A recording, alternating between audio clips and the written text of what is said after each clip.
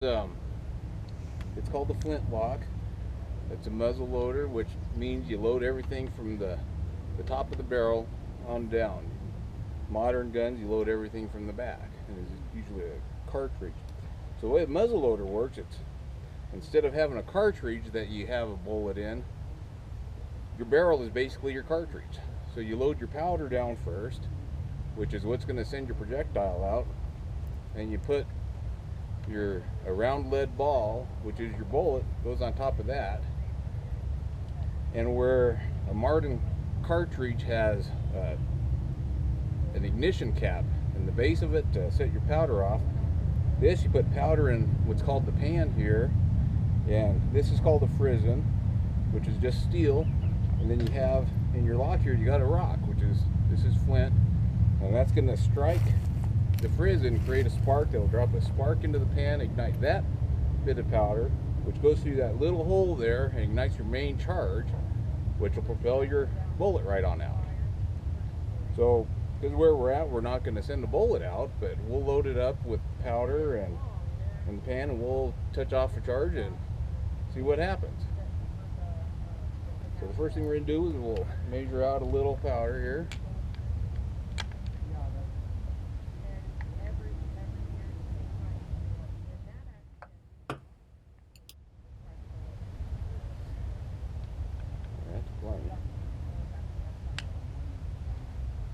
So powder down the barrel, and we'll just settle that down there. Then, like I said, you would put a ball. Let me show you what a ball looks like that you normally shoot out of this.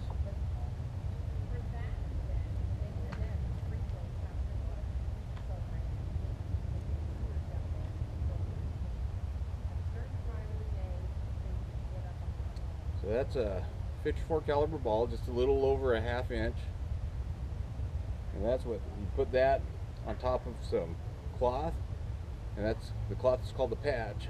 And you push it down level with the muzzle, and we cut off the remaining cloth, and then take the ramrod and seat that right on top of your powder. And they don't go down easy. It's a tight fit, and you really got to push it down there and settle that down on top of the powder. And we'll take that back, put it away.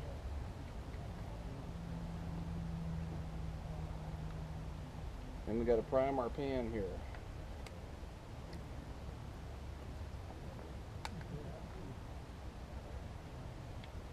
So we're taking just a little bit of powder, put it in the pan.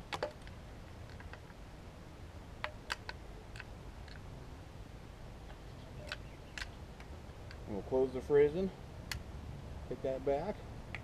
Fire in the hole! Now this gun, it's got two triggers. One's a set trigger and one's the one that makes it goes off. So this back trigger is called a set trigger. You pull that and you hear that little click, and it just makes that like a hair trigger. And you pull that and should spark off here. And that's how it works.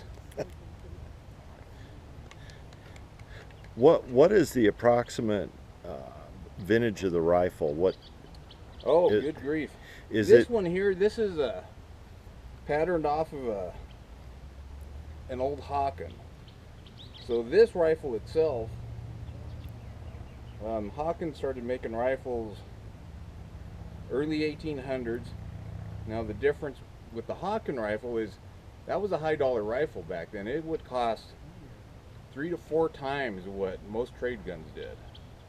So a lot of the trade guns that came out west were maybe $5, where the Hawken would run you maybe 30 or $40. So you didn't see a whole lot of these out west just because of the price.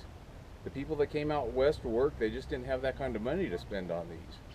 So they would get the cheaper trade guns. Layman's, J. Henry's were pretty popular rifles, and a Northwest trade gun was pretty cheap when they made. A lot of those came out west. A lot from the north, from Hudson's Bay Company, brought them down this way. So the Flintlock's been around a long time. 1700s.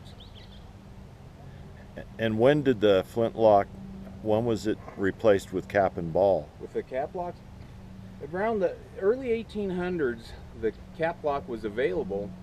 The thing with the cap locks, the early ones weren't real reliable, and caps weren't available. You couldn't just run down to the store and get new caps. So if you had caps and you went it, got dunked in the river, your gun was done. So a lot of the mountain men that stayed in the hills preferred having a flintlock.